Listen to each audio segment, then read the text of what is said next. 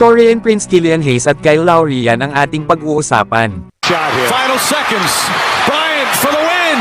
Bang!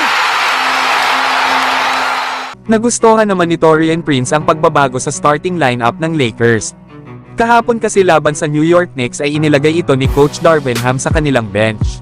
Na para pa kay Taurean Prince ay naniniwala ito na ang paglalaro daw sa kanilang second unit ay pinapayagan daw siyang maging mas aggressive. Kaya ang trabaho daw ni Taurean Prince ay ang manatiling ganun pa rin ang gawin ng kahit na ano para tulungan ang kanilang kupunan. Na kahit man daw ito isang starter or coming off the bench. Kaya hindi nga dapat daw maging maarte at manatili lang daw na professional. At gawin nga lang daw ang dapat gawin para maging tama. Yan nga mga idol ang mga sinabi ni Taurean Prince. Nakahapon ay nakagawa ito ng 16 points na may 6 out of 10 shooting. Na bagamat coming off the bench na ito kahapon mga idol, ay parang wala pa rin namang nagbago lalo at nasa 33 minutes of playing time pa rin ito kahapon.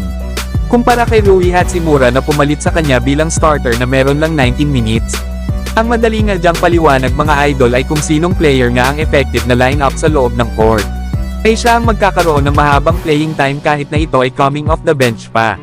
Nadepende pa rin ito mga idol sa sitwasyon ng laro at kung sino ang kanilang mga makakalaban.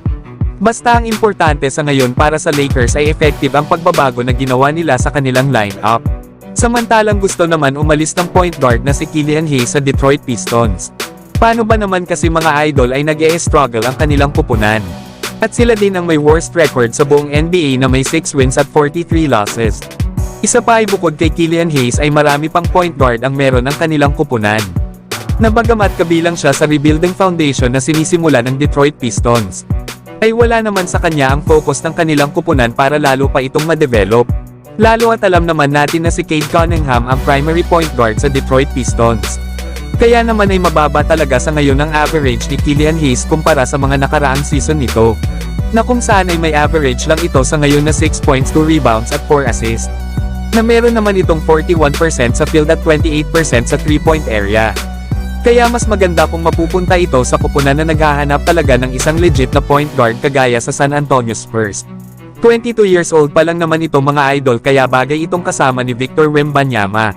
Lalo at nasa 4 na seasons na rin itong naglalaro sa NBA na napili nga ito bilang 7 overall pick ng Detroit Pistons sa 2020 NBA Draft. Kaya tingnan natin kung saan kupunan mapupunta si Killian Hayes. Lalo at magiging restricted free agent na ito pagdating ng off-season. Samantalang may report naman na itong mga kupunan ng Philadelphia 76ers, Orlando Magic at Los Angeles Lakers ay parehas na interesado na makuha si Kyle Lowry in case na mabuyout na ito ng Charlotte Hornets. Nasa $29 million pa nga ang natitira sa kontrata ni Kyle Lowry kapag na-buyout siya ng Hornets. Nasa ngayon ay may edad na itong 37 years old. Pero magkaganon pa rin ay malaki ang maitutulong ni Kyle Lowry sakaling mapunta siya sa maalinman sa mga kupunan ng Magic, Sixers at Lakers. Veterano na kasi ito mga idol at nanalo na rin ng isang NBA title sa Toronto Raptors noong 2019. Isa pa ay naglaro din ito sa NBA Finals last season kasama ng Miami Heat. Kaya malaki talaga ang impact na madadala niya sa kupunan na mapupuntahan niya. Pero kayo mga idol, saang NBA team magandang mapunta si Kyle Lowry mag-comment lang. So hanggang dito na lang tayo mga idol. At huwag nyo naman kalimutan mag-subscribe bilang pagsuporta.